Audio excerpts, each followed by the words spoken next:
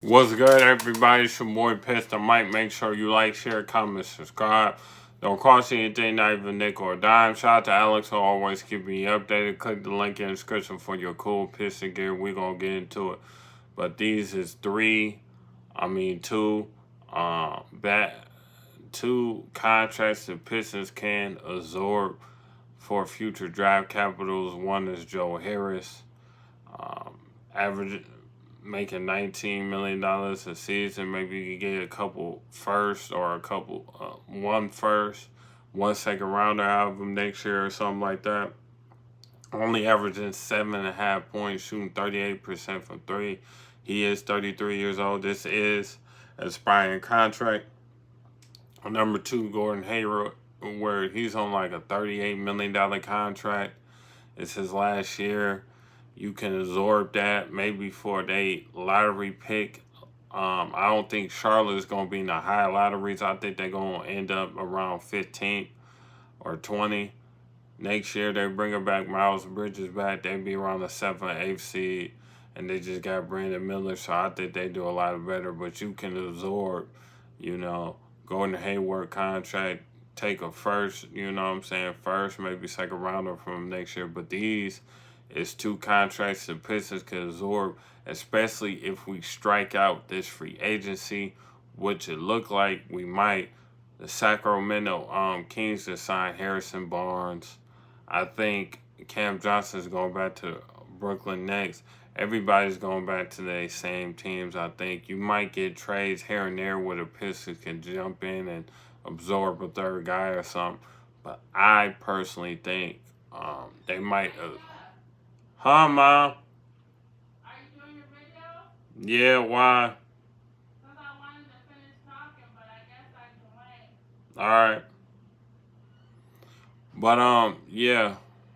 So this is the people who can take on. We can take on as many assets, and just in case if we strike out free agency, um, you know, this is the type of guys that we can get.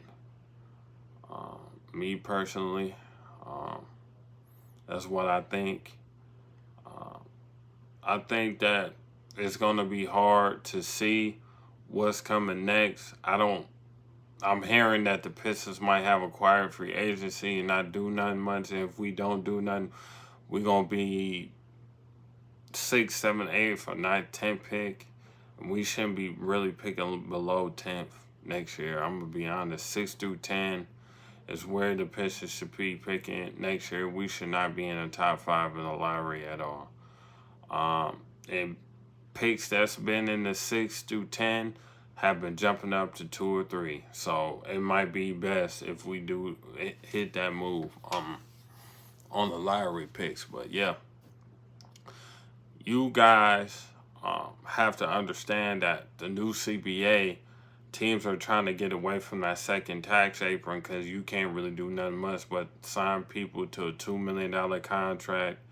You can't take on, you can't trade, there's limited restrictions on trading first round picks. You can't trade future first round picks or nothing. You cannot keep on spending and just be good. That's dead. That's over with. So teams, this is about a year or two from happening, and teams are trying to get ready for it. Teams are trying to be smart.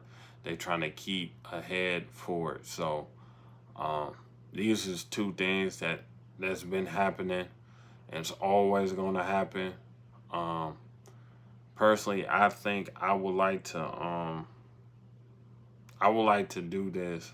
The only free agents that I look like that's gonna be out there is people like Cam Reddish. Maybe you'll get somebody like Jalen McDaniels, and Kelly Oubre, but that's what it's looking like. Maybe a Grant Williams. Them is the type of dudes you looking at. So it might be better just to take on a bad contract, absorb it for some future assets, because you know the New York Knicks got our pick within the coming years, and you know you need a first round pick unless somebody gonna sell it to you because they can't afford it. That happens sometimes too, but very rarely. But we need to start filling out with this team with more role players in the next couple of years from the drafts anyway.